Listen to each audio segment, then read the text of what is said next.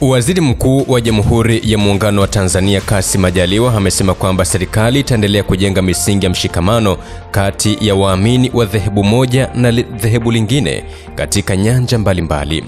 Waziri Mkuu ameyasema hayo Juni 7 mwaka 2025 wakati akiwasilisha salamu za serikali zilizotolewa na Rais wa Jamhuri ya Muungano wa Tanzania Dr. Samia Suluhu Hassan na Makamu wa Rais wa Jamhuri ya Muungano wa Tanzania Dr. Philip Isdor Mpango kwenye swala na baraza la Eid al-Adha lililofanyika kitaifa katika msikiti wa Mohammed wa Sita jijini Dar es Salaam. Katika salamu hizo, Waziri Mkuu Kassim Majaliwa amebainisha wazi kwamba serikali inaamini kwamba viongozi wa dini wanayo nafasi ya kukemea mambo yote yanayopelekea kuwa na mmomonyoko kwa maadili katika taifa. Aidha, amelitumia jukwaa hilo kuwataka viongozi wa dini kuwajengea waamini imani itakayoleta manufaa na sio imani ya kubomoa, kwani kubomoa taifa ni msingi unaosimamisha nguzo ya uharibifu katika jamii nzima. Vile ameitumia vizuri nafasi hiyo kukumbusha umma kwamba kila jambo linalofanyika, imma ni kikundi, binafsi, lazima jambo hilo lifuate misingi ya sheria za nchi. Kuhusu uchaguzi mkuu unaotarajiwa kufanyika mwezi wa Oktoba, Waziri Mkuu amewarai wote wenye nia ya kugombea nafasi mbalimbali wasinadi sera zenye viashiria vya uvunjifu wa amani. Akihitimisha salamu hizo, Waziri Mkuu Kassim Majaliwa hakusita kuwapa kofi la kisogo wa Tanzania, akiwakumbusha kwamba kuanzia sasa mpaka mwezi wa 10 ni kipindi ambacho kinahitaji tafakari ya kina, ikiwa ni pamoja na kuyaweka kwenye mizani maneno ya kila mpanda jukwaani kwa lengo la kunadi sera zake ili kubaini kama maneno hayo ni ya kuleta maendeleo na sio kubomoa. Mimi ni Franki Kashonde na hii ni SNS. Naomba sana kila tunapofanya mambo yetu, iwe ni binafsi, ya kikundi, lakini ya umma kubwa, lazima tuzingatie sheria. Sisi tunapokuja kuabudu hapa, lazima tuzingatie sheria ya kuabudu, sheria ya uhuru wa kuabudu.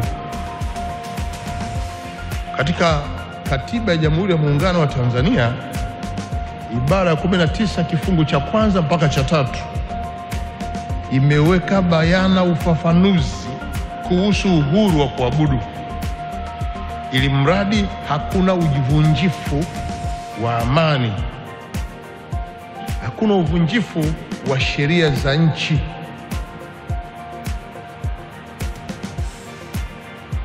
Huku kuabudu si tu watu wamekutana pamoja wakafanya wanayotaka. Pamoja na ile uhuru wa kuabudu, iko sheria iliyoruhusu hata msikiti huu kuwa hapa. Iko sheria iliyoruhusu kanisa lile kuwa pale, na ndio iliyoruhusu wao wajenge, wakutane hapo, ili kiongozi wa dini atumie nafasi hiyo kwa ajili ya kuzungumzia masuala ya dini husika. Haya yote yanalindwa na sheria. Hata sisi kuja hapa na mashehe kuja hapa ni kwa sababu sheria inawaruhusu kufanya hivyo. Kwa hiyo wito wetu, tunapopata fursa ya kuja kwenye misikiti kama hii, makanisa tukakaa hivi, viongozi wa dini kama Sheikh Hamisi Ngeruko alipokuja hapa, tunatarajia viongozi mtatumia muda wenu mwingi ule uliotengwa kwa ajili ya ibada hiyo kuzungumzia dini na sio vinginevyo, kwa sababu uwepo wa jengo hilo na ujaji wa waumini, hao waumini wamekuja kusikia neno la Mungu, kujengwa kiimani, na waondoke waendeleze imani ambayo itakwenda kuendeleza amani na utulivu na mshikamano ndani ya nchi. Nataka niwakumbushe kwamba tunafanya haya kwa sababu tunayo sheria, na unapovunja sheria, unapofanya vinginevyo, sheria inachukua mkondo wake. Haya lazima tukumbushane, tujue, usije tukapitiliza ukafanya mambo huru ukasema na mimi na uhuru wangu. Uhuru una mipaka. Uhuru ni lazima utimize wajibu, haki ni lazima iende na utimize wajibu. Kwa hiyo kuna haki na wajibu, haya mambo mawili ni vizuri tukayazingatia. Waislamu, leo hii tunapokutana hapa, ni muhimu kwetu serikali kuwaambia kwamba serikali yetu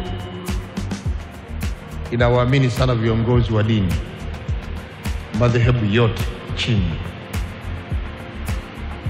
Na nyie viongozi wa dini mmekuwa chachu ya kuimarisha amani na mshikamano katika nchi hii kupitia mahubiri yenu.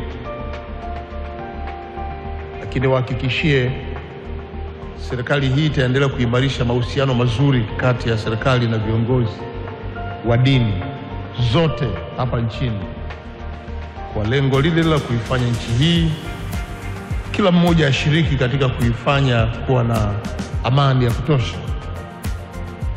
Na tunaamini mtaendeleza jukumu hilo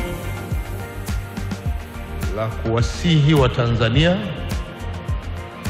waone umuhimu wa kila mmoja kuwa ni sehemu ya mchango wa kulifanya taifa hili kuwa tulivu, kuimarisha mshikamano miongoni mwetu, na hatimaye ile tunu waliotuanzishia viongozi waliotangulia na waliotangulia mbele za haki ya amani katika nchi kuwa inaendelezwa.